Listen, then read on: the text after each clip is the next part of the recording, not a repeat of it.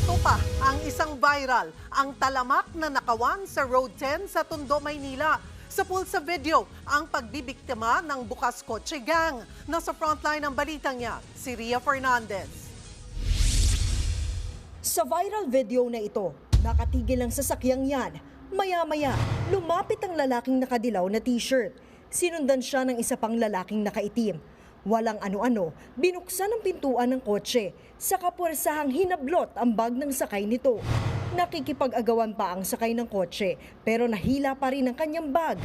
Ang bukas kotse modus nangyari sa Road 10 sa Tondo, Maynila pasado alas 6 ng umaga noong January 10. Agad naman daw rumisponde ang malapit na presinto ng pulis at nakipag-ugnayan sa barangay na nakasasakop para mahuli ang mga sangkot. Sa CCTV ng barangay, nakitang may pangatlo pa palang kakuntsaba ang mga bukas kotse gang na hinihinalang lookout. Pero hindi raw kilala ang mga sospek. Actually, ang mga talaga mga mag-hold-upper niyan tsaka snatcher niyan mga kwan yan yung mga taga-ibang lugar, hindi po rito sa amin. Nadadaanan lang po talaga kami. Sa investigasyon naman ng Manila Police District, natukoy na nila kung sino ang mga magnanakaw pero kailangang magsampa ng reklamo ang mga biktima para maaresto ang mga sospek. Sanay na raw sa mga nakawan ang mga nakatira't dumadaan dito sa Road 10. At tuwing traffic, saka raw sumasalakay ang mga kawatan. Maski nga ang 4 na dekadang residente at sekretarya ng barangay na si Maylene, hindi pinatawad ng mga masasamang loob sa Road 10.